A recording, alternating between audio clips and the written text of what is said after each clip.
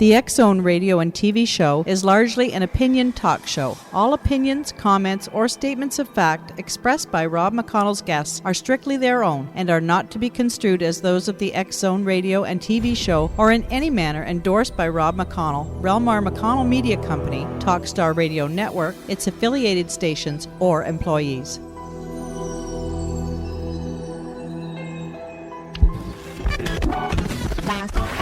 All Hit Radio.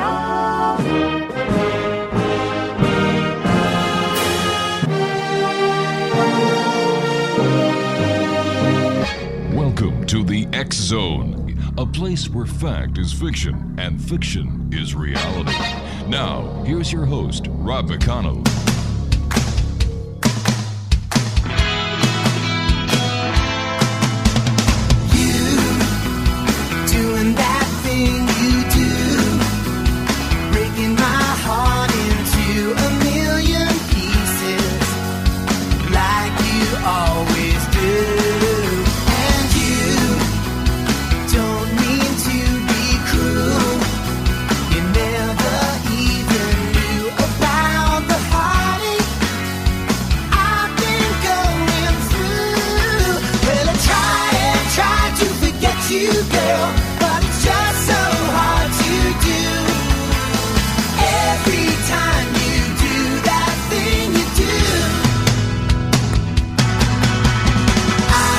And welcome to the X-Zone, everyone. My name is Rob McConnell, and for the next 4 hours, I'm your host and your guide as together we cross the time-space continuum to this place that I call the X-Zone. It's a place where people dare to believe and dare to be heard. It's a place where fact is fiction and fiction is reality. And the X-Zone comes to you Monday through Friday from 10 p.m. Eastern until 2 a.m. Eastern, right here on the Talkstar Radio Network, X-Zone Broadcast Network, the Paranormal Broadcast Network, UK High Definition Radio, Euro High Definition Radio, and Star Cable, as well as our growing family of independent terrestrial broadcast affiliates right across Canada, the United States, the Caribbean, Central America, South America, the Pacific Rim, Asia, India, Africa, and Europe. Now, if you'd like to give us a call toll-free worldwide, 1-800-610-7035. My email address is xzone@xzoneradiotv.com. On MSN Messenger, xzoneradiotv@hotmail.com, and our website, www.xzoneradiotv.com. My first guest tonight, X-Zone Nation, is Timothy Carroll, and he is the author of Don't Ever Give Up on Love. Now, Don't Ever Give Up on Love is an international bestseller. Now, as we age, our expectations of romantic partners are different. We've grown up, gained wisdom from the experiences that we've had, and become more comfortable with ourselves. If we are even ready to approach the concept of dating again, it is with a changed attitude. Makes sense, doesn't it? Well, in Don't Ever Give Up on Love, Timothy Carroll shares a collection of advice and encouragement for anyone 50 and above who is ready to tackle the dating world again. Timothy's website is www.don'tevergiveuponlove.com. That's www.don'tevergiveuponlove.com. And Timothy, welcome to the X-Zone. Great having you with us. Thank you, Rob. Thank you. Tell me, why did you write your book? Are people over 50 hitting the dating scene again? Do you know, it's a little bit scary for some people who've been in a long-term relationship of any kind. Uh-huh. And there comes a time when perhaps, sadly, they lose them through bereavement, mm-hmm. or they fall out and they get divorced for one reason or another. There are two different aspects of this, really. I think the bereaved people obviously have a strong loyalty to mm-hmm. the former partner and may not feel like embarking on a new romance at all. But they still have a life to live. That's right. Divorced people, of course, feel perhaps a little bit pained and bitter about things, or even relieved. But their attitude can be a little bit different, and they can get off to perhaps a quicker start in taking the next step in their lives romantically. I've been called the voice of senior romantics, and this is because I've actually used the stories of other people, real people, mm-hmm. who've actually been through the mill, like me. So you've been through the mill yourself? Yes, I was divorced and single for 8 years. And then I had the magic moment of meeting my soulmate. And we got married in 2005. And so I suppose it started because we thought, gosh, this is a wonderful thing to tell people, because there is hope out there, and there are new beginnings for people, and of course happy endings as well. Sure. So that's my message. You know, it's not too often you hear in today's society the word soulmate. That seems to be a word from the 70s and 80s, but I certainly am glad to see it's coming back, because I am a true romanticist. I love love. And I see love in everyone and everything that I see. And we'll talk more about this when we come back from the other side of this commercial break, Timothy. Indeed. Timothy Carroll is my special guest. The name of his book is Don't Ever Give Up on Love. And his website is www.don'tevergiveuponlove.com. And Timothy and I will be back on the other side of this commercial break as the X Zone continues from our studios in beautiful Hamilton, Ontario, Canada. My name is Rob McConnell. This is the X Zone. Whatever you do, do not, I repeat, do not go away. We'll be back.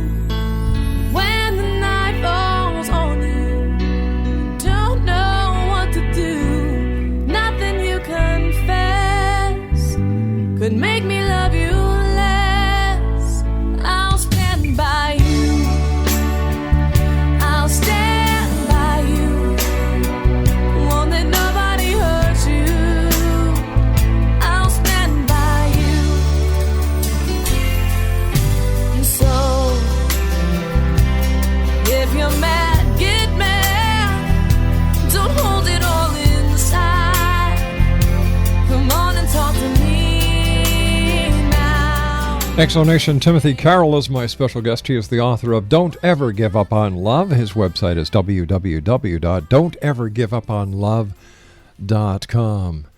Is dating a lot different for people who are over 50 compared to the young people who are 30 and 40 years old, Tim? I think it is, because they used to date many, many years ago. Customs have changed, and the scene has changed. They have more experience, of course, of life, but not necessarily of dating. And that's where the scary part comes in. I think people are a little nervous of taking that first step. How do you deal, or how do people who are dating at over 50, do they deal with I would imagine at times it could be considered a problem of intertwining two families and acquiring acceptance from other family members on both sides as to their new decision to date and bring someone new into their families? You make a very good point, Rob. In fact, many romances have ceased because the families couldn't integrate.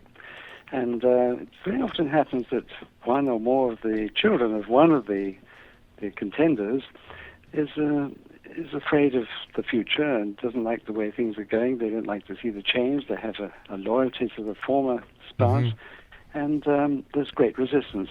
In other cases, they get used to the idea, and it becomes one big happy family. It happened in my case, actually. There was a lot of resistance when I first came on the scene. I think they thought I was an axe-murderer or bigamist or something, and I wasn't, of course. I was just going to ask you. I was just going to ask you if you were ever caught, but you beat me to the punch. So thank you. Well, there was some resistance and a lot of panic in the beginning, but it all sorted itself out. And I made great friends, of course, with the grandchildren. Right. The grandchildren became my pals, and then, of course, the parents had no excuse but to be my friend. But we are all good buddies now. But in other cases, it doesn't always work out. And one of our good friends is in the book, actually. Mm-hmm. She had a very close relationship with a dear lover, but I think it was her daughter who was very resistant to the idea. And finally, he gave up. He said, "I'm sorry." He said, "I'm not wanted here. This is not what I signed on for. I'm going to do something different." And so it ended, sadly. And she's still without somebody, but not without hope. She's very active and leading a very full life herself. And there's every chance that somebody will walk into it one day with that magic smile, and she'll see it in their eyes. And this you can't deny. I mean, when love is there, it's something irrefutable. It doesn't happen to everybody, and it may only happen once or twice in a lifetime. But I'm just saying to people, give it a chance. Sure. You know, when I hear these horror stories from friends and close family members who have gone through not the rejection period by their new boyfriend or girlfriend, but by the family, and to me, and please tell me if I'm right or wrong, it seems that these people who are being very self-centered, that they really don't care about the happiness for the person who's just entered into a new relationship. They're actually afraid that they're going to lose the spotlight. Well, they're also afraid they're going to see a change in their whole dynamics of the relationship they have with their parent. And it's usually the offspring and the siblings who create these problems. But it may look as though it's a selfish thing, but sometimes it's born of loyalty to a former spouse. And that's something we can't do much about except wait for adjustment. And providing that the new person on the scene can make friends with that offspring, then there's every likelihood it will go forward from there in a positive way. It doesn't always happen. I mean, I know many people who are still struggling with it. But the main thing is to do what's right for yourself and to be yourself. And everything else will eventually fall into place. Because if you're comfortable, most of the rest of the world will be comfortable with you. You know, it's funny because the child, which in most cases is a teenager and older in these situations, is only with mom or dad for a brief period of time during the day and even on the weekends. They have their own lives. And I think it's so unfair of them to try and put a wedge between mom or dad, and mom or dad's happiness. Because if mom or dad are happy, it's much better in the home. Now, if for some reason the new boyfriend or girlfriend is raising flags with the children, I can understand the child expressing their concerns to mom or dad. However, once again, I guess I look at it very strangely. I think it's very self-centered of the child. It can sound that way, certainly, but I think if you see it from the child's point of view, they're being invaded. They're having a stranger move into their lives, and they have every right to the attention and the love of the remaining parent. But what about the right of the remaining parent to be happy and to live a fulfilled life? I know everybody has rights. Yeah. So why should the right of the child override the right of the parent? Well, you know, in my own case, I thought, well, I'm not marrying these children. I'm marrying my wife. Exactly. Not them. You know, they're going to be part of your family, no two ways about it. And yes, it's a good idea to everybody get along, hold hands, and sing Kumbaya around the family campfire. You see, not all families relate very closely together. They see each other every now and again, perhaps at Thanksgiving and Christmas. But I walked into a situation where the family are very close, and the house is like Grand Central Station. There are people coming in and out of it all the time. How did you adapt to that? Well, it was a bit overwhelming to begin with, I have to admit. And I thought, this is very strange for me. I mean, I didn't have children by my first marriage, so I wasn't even used to having children around.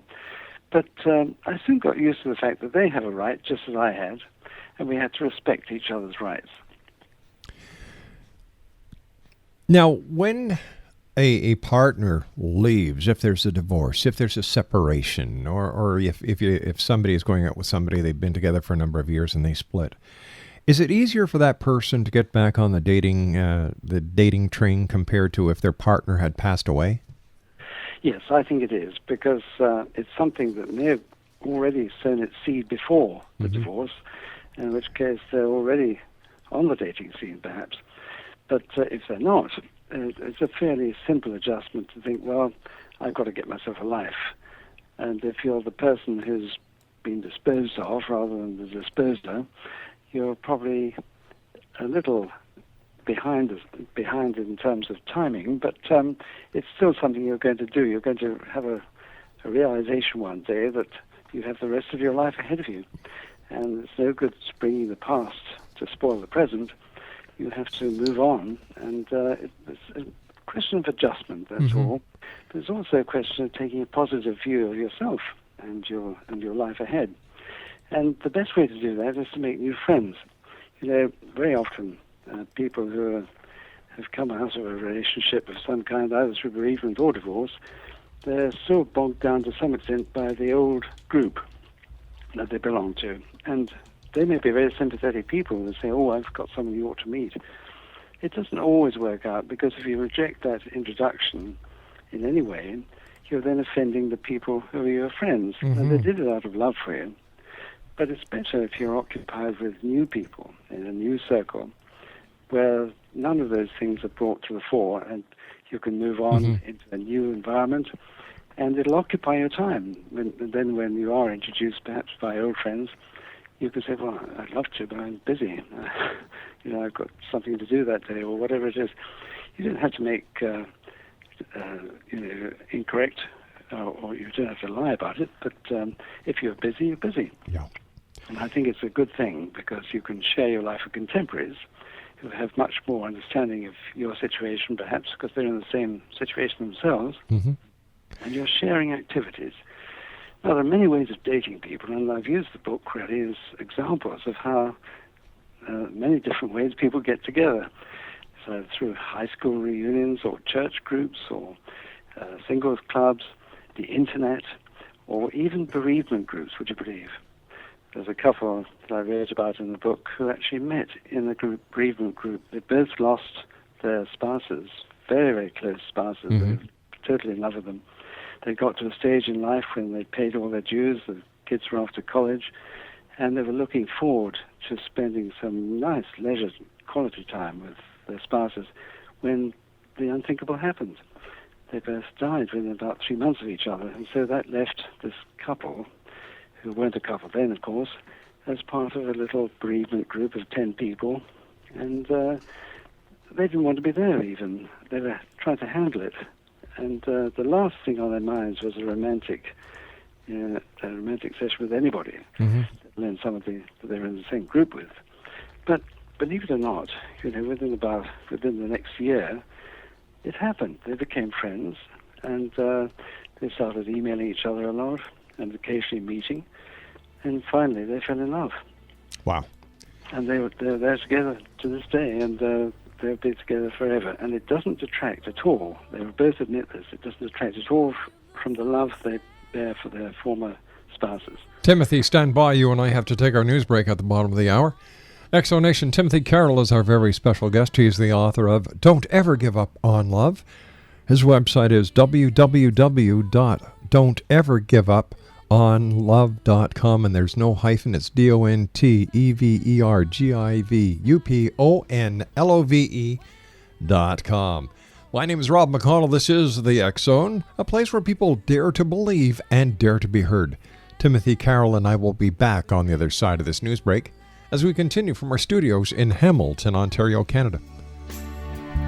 I'll stand by you, won't let nobody hurt you. I'll stand by you. And so, if you're mad, get mad. Don't hold it all inside. Come on and talk. The shadow of your smile when you You're listening to the X Zone Radio Show, live and around the world on the Talkstar Radio Network, X Zone Broadcast Network, UK High Definition Radio, Euro High Definition Radio, and Star Cable. Our toll-free telephone number worldwide is 1-800-610-7035. Our email address, xzone@xzoneradiotv.com. On MSN Messenger, xzoneradiotv@hotmail.com, and our website, www.xzoneradiotv.com. Wistful little star was far too high.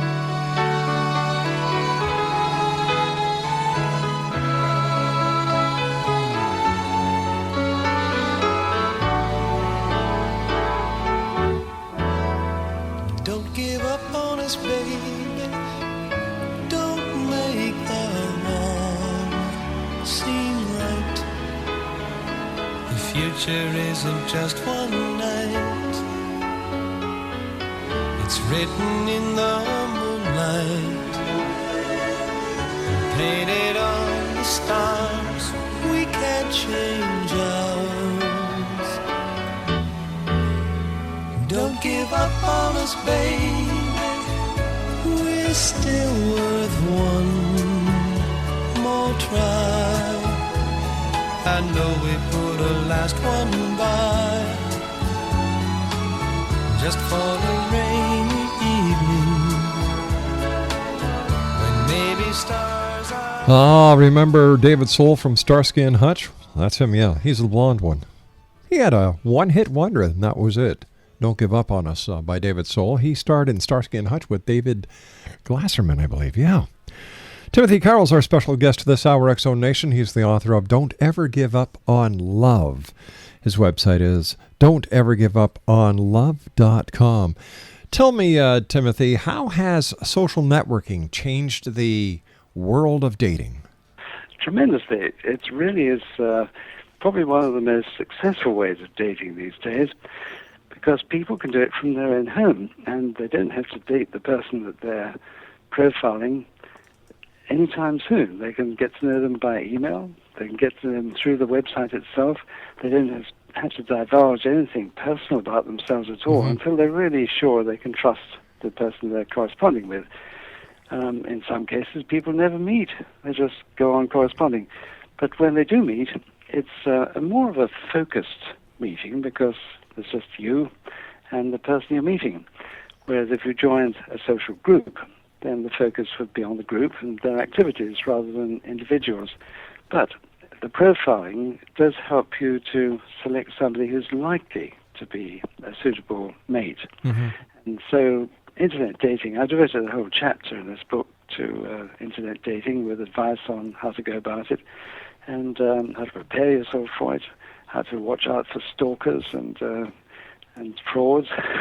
And of course, people do lie. They do put in pictures of themselves probably 20 years younger. Yeah, I was going to ask you about that, Timothy, because I've got a friend who does that, and she's in her late 50s, and the picture that she has up on her social page is about 25 years old.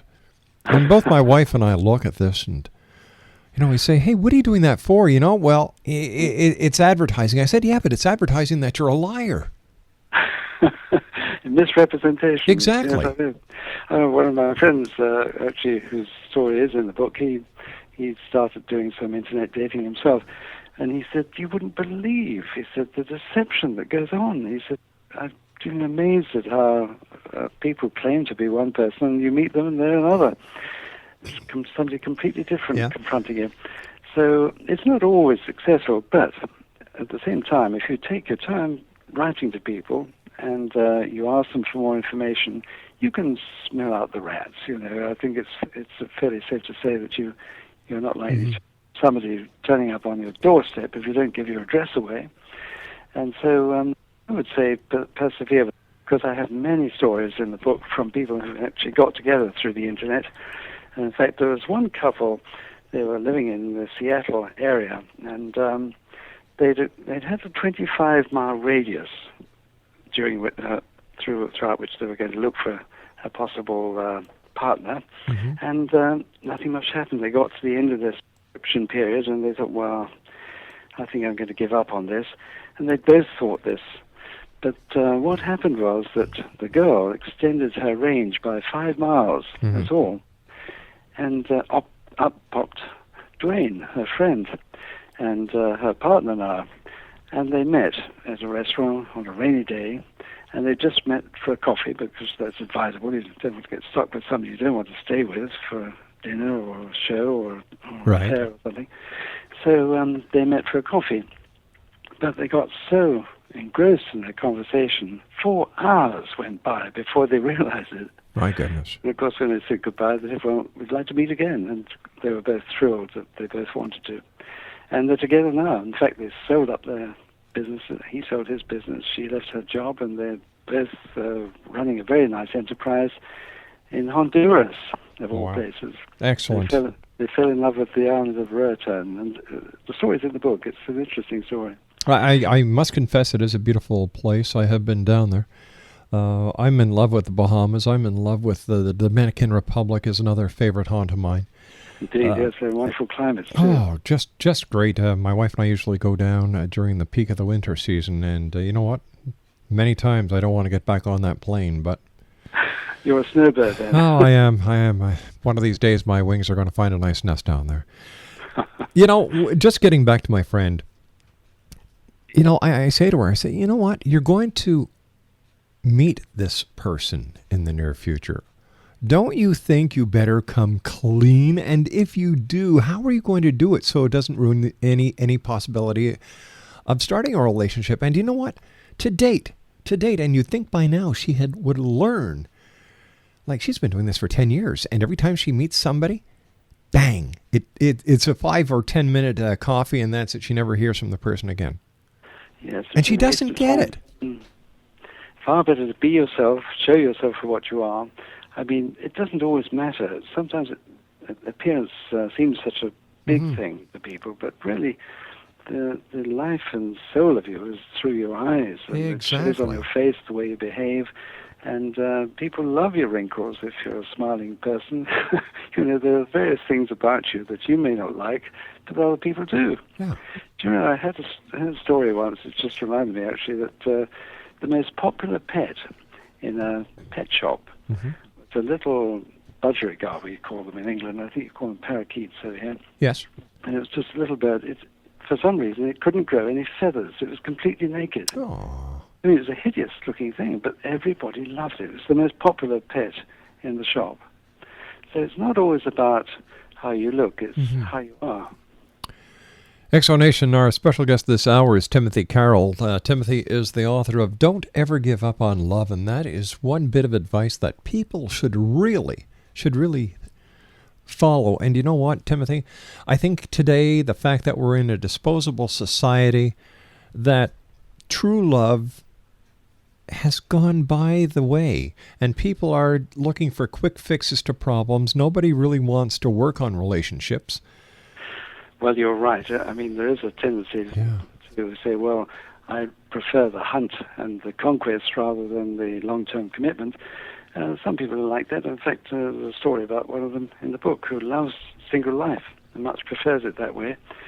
Because they can give on a much broader basis. Their friendships span a much broader selection of people than if you're a couple, where one might say, well, I don't like him too much, perhaps so we won't see them again, you know, that kind of thing.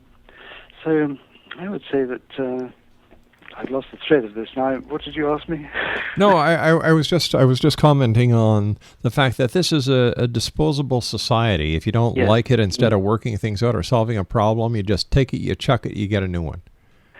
That's right. I think there's a difference between, I suppose, falling in love, which is a little bit of self-deception, and actually remaining in love. And remaining in love requires that each person puts the other person's happiness and life before theirs. More important than their own. Exactly. And that's the way it'll continue, and you'll really become very good friends as well as lovers. And that's a wonderful thing to happen at any time in life, but particularly in older life. You know, as you get over the age of 50 or so, your health is actually improved by a love interest.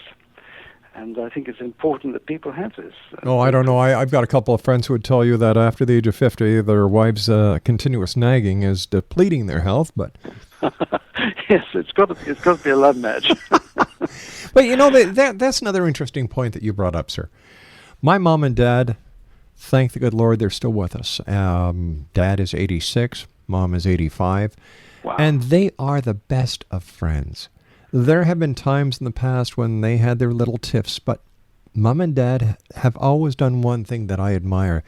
They solve their indifferences before they go to bed, and they always kiss each other and say, "Good night, I love you." That is really old advice, but it's the best advice. It's extremely good, yes. Don't let the sun set on your quarrels. Exactly. Yeah.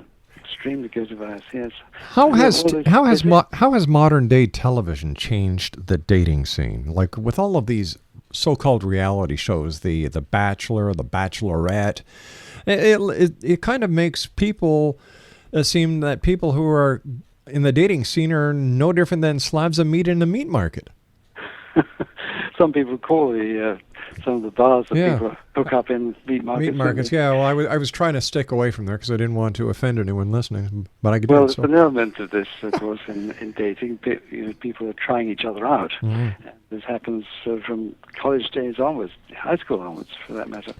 But there comes a time when you need to share your life with somebody, or you're committed to them for any reason. Maybe a family comes along and you've got to stick it out. But if you become friends underneath everything, then that can be the lasting thing, and the thing that you die with, really. You take that with you. It's about the only thing you can take, really. That's true. What can people do to prepare themselves to get back into the dating scene? Well, first of all, it's a mental attitude of saying, I'm not going to stay in this house watching television on my own any longer, or drinking on my own, or whatever. I'm going to go out and find life. Now, there are lots of places you can find it. And the papers in your local town are full of opportunities for different interest groups, singles groups, church groups, dancing lessons, sporting activities of all kinds. There are lots of areas where you're likely to meet somebody of a like mind. There's an American Golf Singles Association, for example, and there's probably one in Canada too.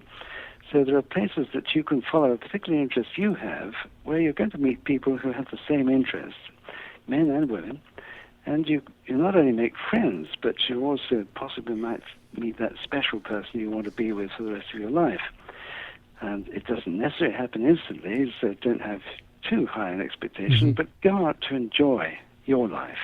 Is that a problem where people, when they go out to meet someone, they lower their expectations because they don't want to be lonely and they're just willing to settle for anyone who crosses their sights?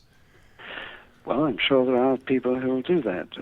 I think it's a disservice to themselves because they're probably not going to end up with the person that's magically going to suit them in every way. I mean, nobody's perfect. All we have to do is to find perfections in people who are not perfect. Unreal. Let me give you a hypothetical situation. I don't dance. Would learning to dance improve my prospects of meeting a new romantic partner? I think it would. I think you'd enjoy it too. It's good exercise. One of our single friends, actually, she dances whenever she can, anywhere. She does country and western dancing. She does ballroom dancing, salsa, every kind of dancing you can imagine. She can hardly sit still. She's so keen to dance. And I think you don't necessarily want to end up with somebody who drags you off dancing all the time, but you will meet people that you can dance with who may be extremely nice in every other way. And I'm saying it's a social activity. People dress up for it. You have a sense of occasion, and you have a new skill. And music is a nice thing to have around you. Let me ask you this. When taking that first date, going on that first date, should the parties pay their bills separately, or should the gentleman pick up the tab? Well, the old-fashioned way, of course, was for the gentleman to pick up the tab. Exactly. But here we are in the year 2011. You know, there's a lot of... Things have changed since you and I were on since I was on the dating scene anyway. I've always picked up the tab.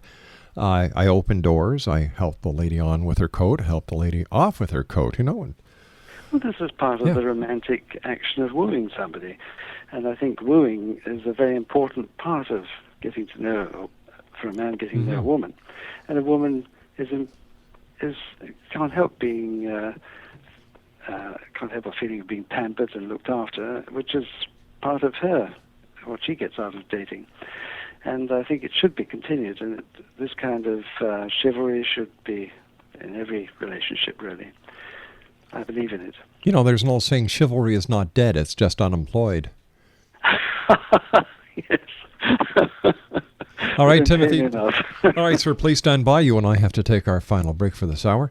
Exonation, Timothy Carroll is our special guest this hour. He's written a book for the dating scene over 50 that after talking to this gentleman for the last nearly an hour, I'm sure that anyone in the dating scene would be able to pick up some good tips, and I hope that we've given you some good tips over this hour. His website is Don't Ever Give Up on Love, and that's DONTEvergiveUponLOVE.com. And the name of his book is Don't Ever Give Up on Love, and I agree. Don't ever give up on love. I'll be back on the other side of this commercial break with Timothy Carroll as the X Zone continues, right here from our studios in Hamilton, Ontario, Canada. Worth one more try. I know we put a last one by, just for a rainy evening, when maybe stars are few. Don't give up on us, I know we can still come through. I really lost my head last night. You've got it right. If I fell in love with you, would you promise to be true and help me understand? 'Cause I've been in love before, and I found that love was more than just holding hands.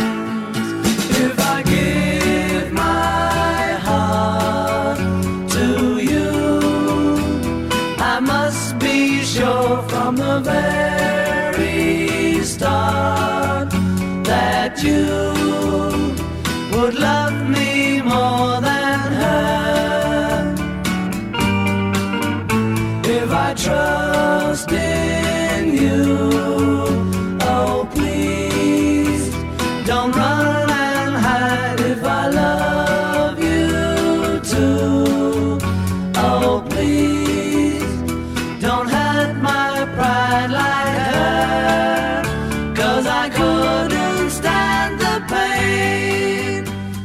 Exonation, Timothy Carroll is my guest this hour. He's the author of Don't Ever Give Up on Love, and his website is www.don'tevergiveuponlove.com. Timothy, there's a lot of companies on the internet that offer background checks. Are they a good idea? I think I wouldn't have a relationship with suspicions, so I'd be the last person probably to use that kind of thing. But no, it's quite popular with some people. They like to make sure they're not dealing with a felon or somebody who has a history perhaps of some form of perversion, you know. Sure.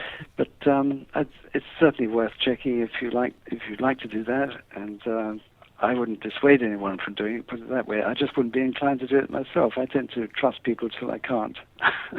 Understand. Timothy, what would you say is the number one pro and the number one con to dating in the year 2011 for people 50 and over? I think the con probably is that the pace of life is much faster, and communications are so diverse these days, especially with iPhones and iPads, and you can send a photograph of somebody very quickly to another just by pressing a button. So yes, I think the con is it's a very fast pace, and it may be too fast for romance. But the pro, I think the pro is that we are all enjoying life in a much more comfortable way. We have more time to devote to each other, not so many chores to do. We've got more machines to do chores for us. So I think we have the time the quality time to enjoy with each other, and that's a pro. Timothy, do you have any other books coming out? Well, there's a story actually about a man of 77 who met his wife to be English club, but they didn't get married straight away. They dated for about, lived together for 8 years. And then for his 85th birthday, she decided to give him a little dog. And she brought it home on his birthday, and he said, "What on earth did you do this for?" He said, "At our age, a dog? Are you serious?" And she said, "Well, you've always got on with my friend's dogs. I thought you'd like one." He fell in love with the dog, and the dog fell in love with him. Oh. And about a week or two later, they woke up in bed with the dog between them one morning, and he said, "You know, we're a family now. We need to get married." 85 years old. God bless them. Timothy, I want to thank you so much for joining us tonight. It's been a great pleasure talking to you. Continued success. And I look forward to the next time you and I meet back here in the X Zone. Thank you very much, Rob. I enjoyed it very much. Take care, sir. X Zone Nation, Timothy Carroll has been my guest. He's the author of Don't Ever Give Up on Love, www.don'tevergiveuponlove.com. I'll be back on the other side of this let's try this again. Brain doing one thing, mouth doing another. There we are. Everybody's back in sync. I have that trouble. Yeah, we'll be back on the other side of this commercial break with the news at 6.5 minutes past the hour as we continue here in the X Zone with yours truly, Rob McConnell, from our studios in Hamilton, Ontario, Canada. Don't go away.